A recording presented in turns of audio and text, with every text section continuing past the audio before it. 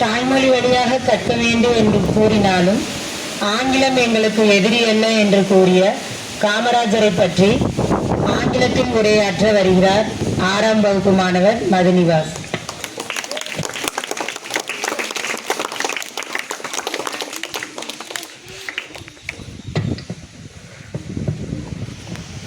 Good afternoon everyone. I am K. Madhinivas. I am studying 6th standard. I am going to speak about Kamarajar. Today Kalvi Thandai Kamarajar's birthday. He was born on 15th July 1903 at Virudhunagar. He was the Chief Minister of our Tamil Nadu for 9 years. As Chief Minister, he started the midday meal scheme. He was also called as Karmaveerar, Kingmaker and Kalvi Thandai. He awarded Bharata Ratna in 1976. Thank you.